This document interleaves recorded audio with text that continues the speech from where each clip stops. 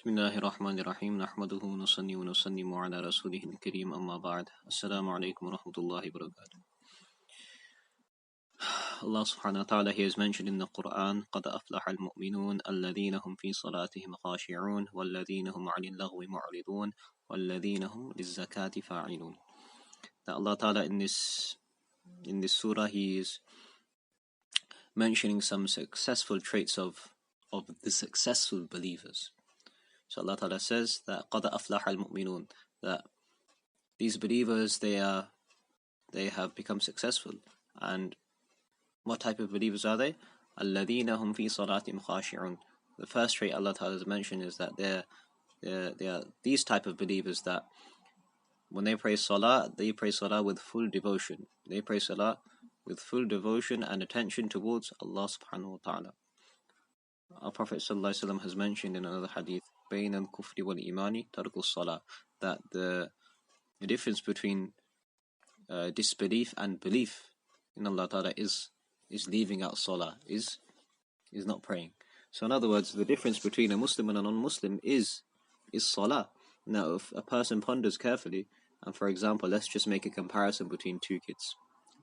Now, these two children, they both go to school in the morning, and at 10 o'clock is their break time, so they both have their break time. And they both have a packet of crisps as well, and they both play. And then at 12 o'clock or something, it will be their lunch time. They'll play, they'll have their food as well. And then 3 o'clock or 3:15 is home time. They come home.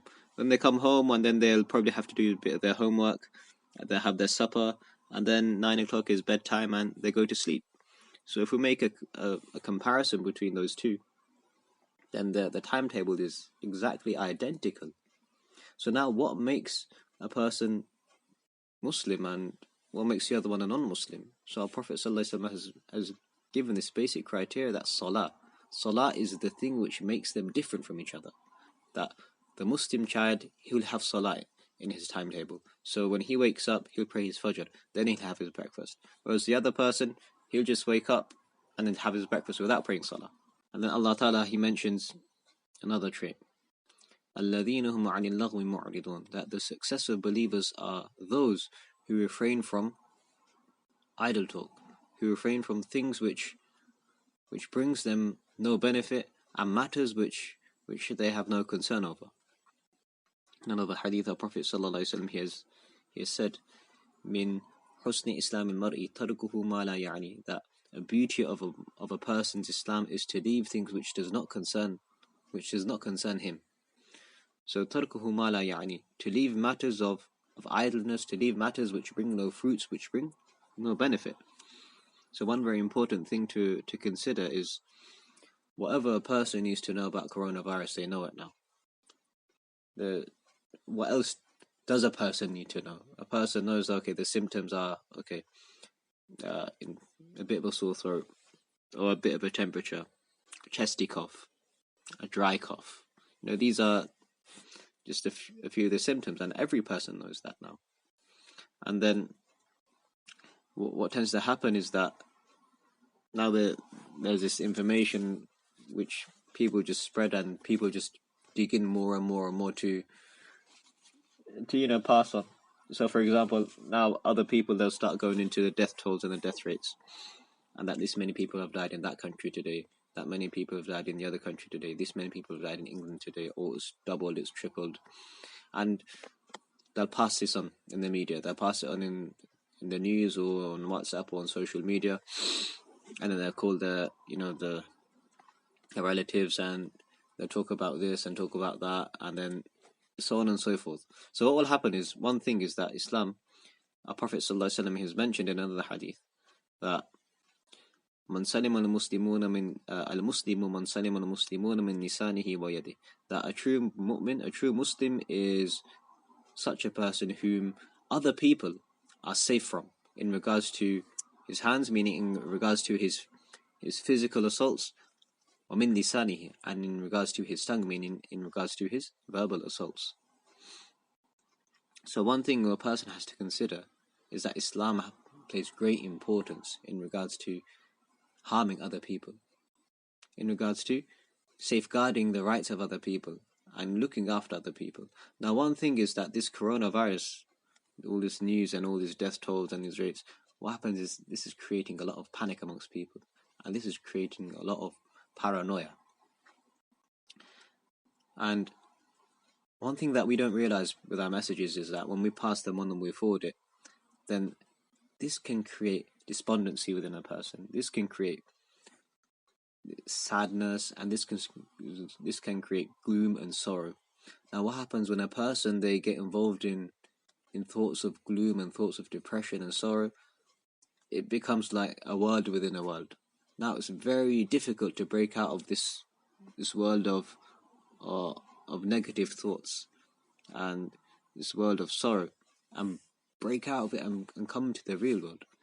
So what tends to happen is that we might think that we're passing these messages on to benefit others, but instead of bringing benefit, it's causing harm, and it's putting a person back. It's holding people back from really pondering and thinking.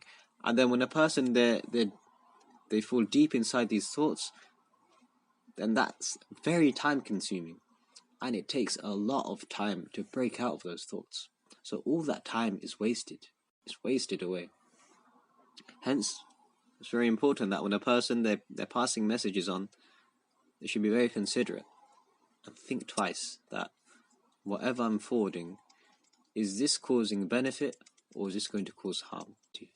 So this is the second trait which our Prophet ﷺ mentioned, which Allah Ta'ala has mentioned in the Quran of a successful believer, الَّذِينَ هُمْ عَنِ اللَّغْوِ مُعْرِضُونَ, that they are those that they refrain from uselessness, idleness, things which have no benefit, things which do not concern them.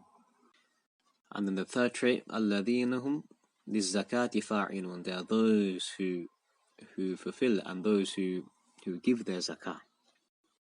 So it's very important now that the month of Ramadan is coming up, and also the time to give our zakah is coming up. And a trait of a successful believer is that one who gives his zakah. So now we're in the month of Sha'ban, and Sha'ban is a very, very blessed month. And there's a very special night which is coming up, which is in the 15th of Sha'ban. And that should be on next Tuesday after Maghrib. So next Tuesday after Maghrib is the night of Sha'ban, and this is known to be a very virtuous night, and a night which is spent in ibadah, in the worship of Allah Ta'ala. Also, another act which is generally done is fasting. So our Prophet ﷺ generally on the 13th, 14th and the 15th of the Islamic months he would fast. This is known as Ayyamul Bid. So if Sha'ban falling on the 15th, this will be a good opportunity to fast as well. So we spend the night in worship, and then the day we spend in fasting, inshallah ta'ala. So this is a recommended act. This is mustahab to fast. An act which is desired. But if a person doesn't fast, then it's not a problem as well. It's completely fine. Another thing is that we really need to think and look forward towards Ramadan. That, for example, when a person they go on a holiday, then they don't prepare last minute. They prepare well in advance, and all this is done to make sure that when it comes to the occasion of leaving this country and going to the airport to depart to the destination, to depart for that holiday destination, then all that effort we put, where we give months of preparation, is in order to make sure that moment turns out perfect. And why? Because we have value for that moment. Now, in the same manner, our Prophet ﷺ, he would start making dua for the month of Ramadan 2 months beforehand, to show value and to show importance of this month. So now there's less than a month left before the month of Ramadan starts. So now, inshallah ta'ala, this is a great opportunity to not only physically prepare, but to mentally prepare for the month of Ramadan, to mentally prepare. And this is one of the most important aspects. Another point to mention is that our masjid, our Colchester Mosque, it's in need of donations, and especially in this time as well, since and this is not just the only masjid, the masjids around the whole country.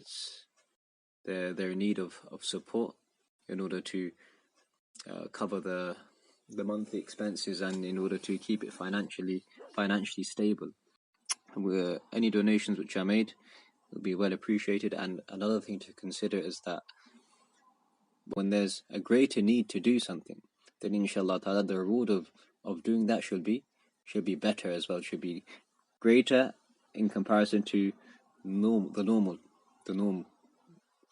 For example, now the masjid is in need, and it's in greater need in comparison to the normal days.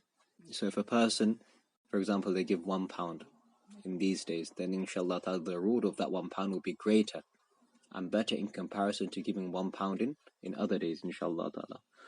So may Allah ta'ala gives us tawfiq to benefit, inshallah ta'ala, and may Allah ta'ala gives us tawfiq to prepare for Ramadan in the right manner. May Allah ta'ala save us from engaging ourselves in uselessness and idleness. And another thing to point out and to mention is that our Prophet sallallahu alaihi wasallam, before receiving prophethood, he would engage himself in long periods of seclusion. He would seclude himself completely. Now, us being at home have this perfect opportunity to also seclude ourselves as well. Now, seclusion is not just a physical seclusion. The reason why our Prophet ﷺ would physically go to a cave and seclude himself was to acquire this spiritual seclusion, is to get away from everything and to ponder and connect himself to Allah Ta'ala. Now, one thing is that we give a lot of time to the phone. Now, in order to acquire this benefit of seclusion, one has to give time to Allah Ta'ala. One has to disconnect from the world, completely cut off from the smartphone, from the television, and think and ponder and really give quality time to Allah Ta'ala. Only then will a person see the fruits of seclusion. So may Allah Ta'ala gives the tawfiq to understand, and may Allah Ta'ala gives the tawfiq to benefit, inshallah Ta'ala. Subhanallah bihamdi, subhanakallahumma bihamdika, ashhadu an la ilaha illa anta, astaghfiruka wa atubu ilayk.